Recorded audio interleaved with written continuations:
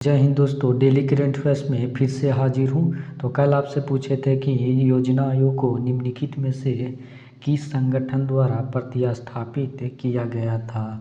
ए के आयुष्मान और बी के योजना मंत्रालय और सी के नीति आयोग और डी के गृह मंत्रालय। इसका सही आंसर है यानी कि नीति आयोग। इसका व्याख्या तो नीति आयोग का जो कि अध्यक्ष होते हैं यानी कि प्रधानमंत्री होते हैं। इनका फुल फॉर्म देख लेते हैं तो national institution for transmission India होता है। ये वैधानिक निकाय है जो कि देश की पंचवर्षीय योजना को पर लॉन्च करते हैं और जो अर्थव्यवस्था के लिए सरकार की प्राथमिकताओं को लक्ष्य को रेखांकित करते हैं।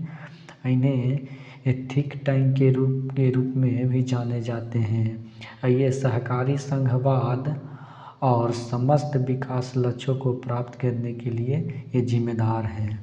अब आज का फर्स्ट क्वेश्चन देख लेते हैं। क्वेश्चन नंबर 1, स्थानांतरित या झूम खेती किस क्षेत्र में व्यापक रूप से प्रचलित है।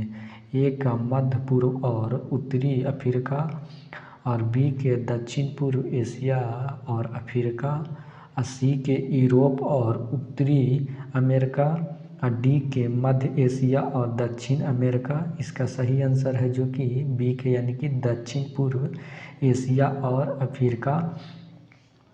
ये कृषि आदिम मानव के समय किए जाते थे यानी कि जनजाति वर्ग के तौर ज़्यादातर इन्हीं लोग के द्वारा किए जाते थे।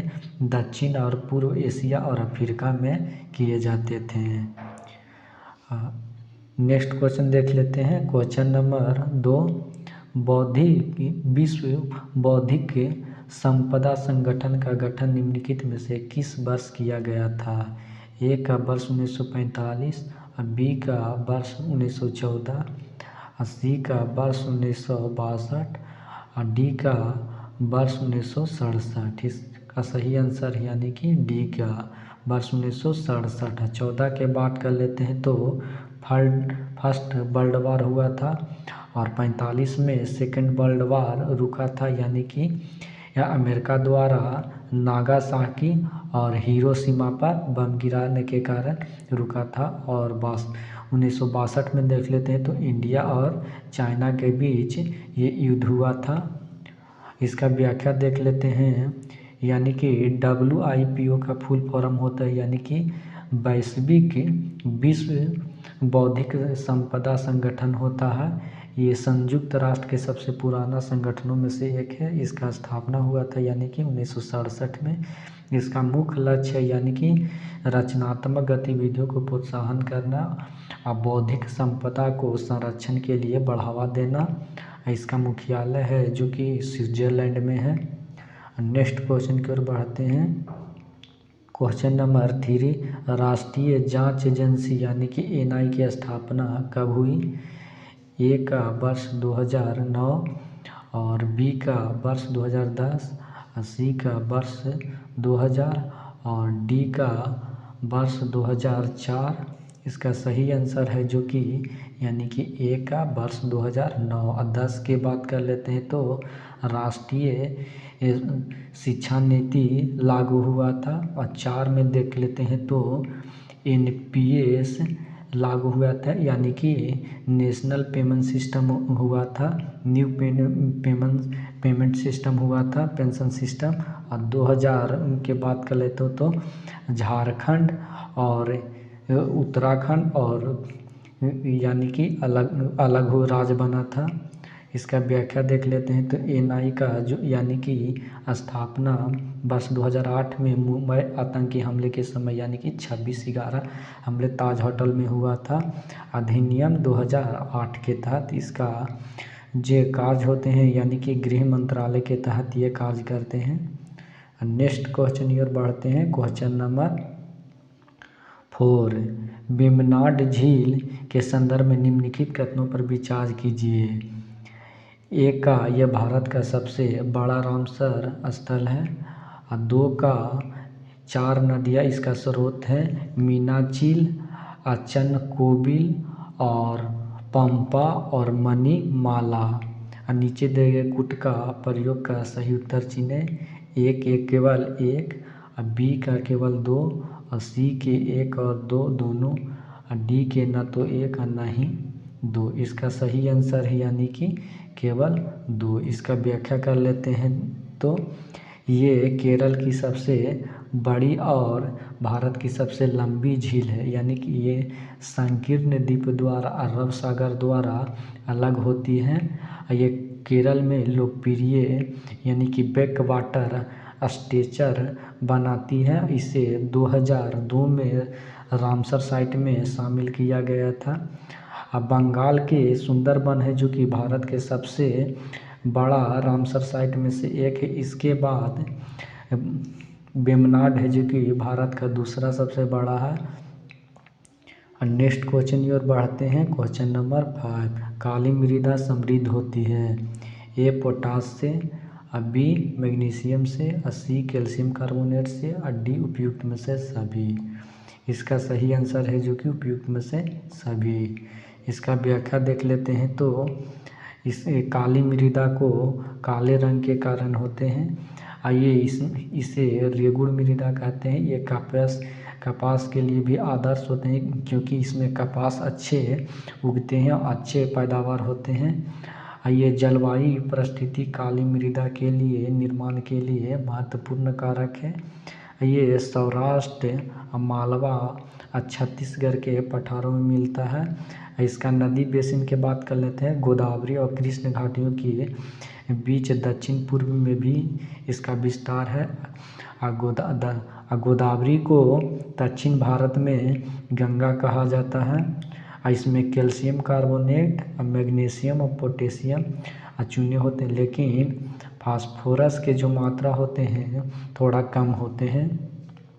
नेक्स्ट क्वेश्चन की ओर बढ़ते हैं। क्वेश्चन नंबर 6, निम्नलिखित में से कौन सा कथन एक मुद्रा के मूल्य को दूसरे मुद्रा के संदर्भ में सही ढंग से वर्णित करता है। ए का व्यापार दर, बी के भुगतान संतुलन, सी के ब्याज दर, डी के विदेशी मुद्रा दर। इसका सही आंसर है जो कि डी के यानी कि विदेशी मुद्रा दर। इसका व्याख्या कर लेते हैं। यानी कि यह दर्शाता है कि एक मुद्रा कितनी इकाइयों और दूसरी मुद्रा की एक इकाई खरीदने के लिए आवश्यक है। नेक्स्ट क्वेश्चन की ओर बढ़ते हैं। क्वेश्चन नंबर 7, निम्नलिखित में से किस देश द्वारा पनामा नहर का निर्माण किया गया था।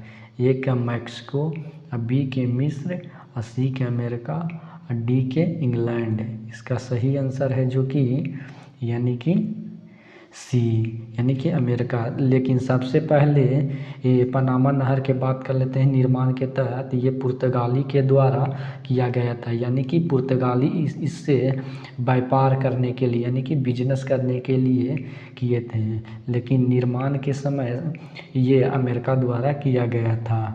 इसका व्याख्या कर लेते हैं तो पनामा नहर जो कि प्रशांत सागर और कैरेबियन सागर यानी कि अंटार्कटिक सागर से को जोड़ता है। इस नहर पर जो कि अधिकार है यानी कि पनामा देश का है। इसका पद्धति देख लेते हैं तो आधार तो जल पास और जल लोक पद्धति पर आधारित है। यह अमेरिका के दक्षिण पूर्व पश्चिम तटीय पर स्थित है। अगर ये नहर नहीं बनता तो दक्षिण अमेरिका के हॉर्न अंतर्द्वीप से होकर लगाने पड़ता तो ज़्यादा समय लगता। नहर का निर्माण संयुक्त राज्य अमेरिका द्वारा शुरू किया गया था जो कि 1904 में, लेकिन पूरा हुआ था वर्ष 1914 में हुआ था। 2014 में देखें तो पनामा नहर निर्माण के 100 वर्ष हो चुके हैं। लगभग इसमें यानी कि प्रति वर्ष 1000 जलपोत इससे गुजरते हैं। प्रतिदिन यानी कि 42 गुजरते हैं। नेक्स्ट क्वेश्चन की ओर बढ़ते हैं। क्वेश्चन नंबर 8, किसी देश की आर्थिक वृद्धि का बेहतर संकेत कौन सा माना जाता है।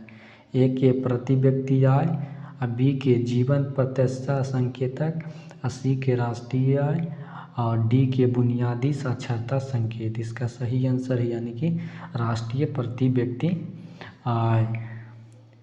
इसका देख लेते हैं व्याख्या। तो राष्ट्रीय यानी कि प्रति व्यक्ति राष्ट्रीय आय जो कि देश के लिए सबसे बेहतर आर्थिक वृद्धि के लिए माने जाते हैं। नेक्स्ट क्वेश्चन की ओर बढ़ते हैं। क्वेश्चन नंबर 9, राष्ट्रीय शैक्षणिक अनुसंधान और प्रशिक्षण परिषद NCERT की स्थापना कब हुई थी? ए का वर्ष 1945, बी का वर्ष 1961, सी का वर्ष 1965 और डी का वर्ष 1999। इसका सही आंसर है जो कि यानी कि वर्ष 1961 है। अब 45 के बात कर लेते हैं। तो सेकेंड वर्ल्ड वार 1939 में शुरू हुआ था और 45 में हिरोशिमा और नागासाकी पर यानी कि अमेरिका USA के द्वारा गिराए गए थे। इसके बाद सेकेंड वर्ल्ड वार जो रुका था। 65 के बात कर लेते हैं। तो इंडिया और पाकिस्तान के बीच युद्ध हुआ था लाल बहादुर शास्त्री के समय। और डी के बात कर लेते हैं यानी कि 1999 तो अटल बिहारी वाजपेयी के समय कारगिल युद्ध हुआ था, जिसमें यानी कि पाकिस्तान भी हार गया था। 65 में भी पाकिस्तान हार गया था।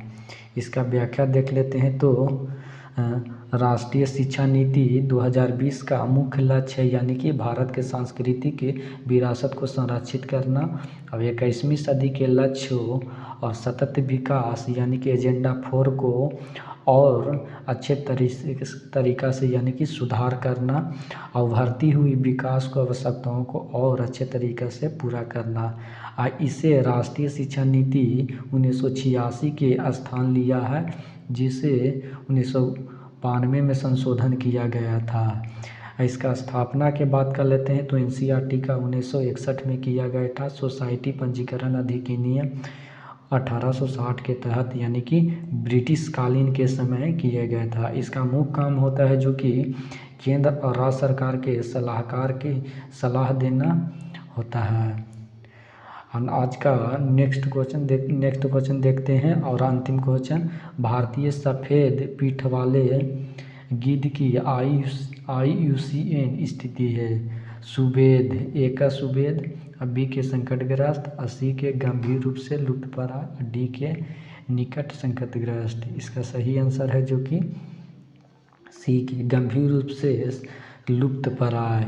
इसका व्याख्या देख लेते हैं। तो सफ़ेद पीठ वाला भारतीय गिद्ध होते हैं जो कि मध्य आकार के यानी कि गहरे रंग के गिद्ध होते हैं। इसका वैज्ञानिक नाम की बात कर लेते हैं तो जिप्स बांग्लादेशिस होता है। इनका निवास स्थान होता है यानी कि पाकिस्तान, भारत, बांग्लादेश, नेपाल, भूटान, म्यांमार यानी कि बर्मा, थाईलैंड, लाओस, कंबोडिया, दक्षिण वियतनाम होते हैं। ये यानी कि बीमारियों को नियंत्रित करते हैं यानी कि जो जीव जंतु मर जाते हैं उनको खाते हैं और नेचुरली तरीक़ा से ये इनको ख़त्म करते हैं। अब आज का अभ्यास प्रश्न देख लेते हैं। डायमंड लिंक की स्थापना कब हुई थी?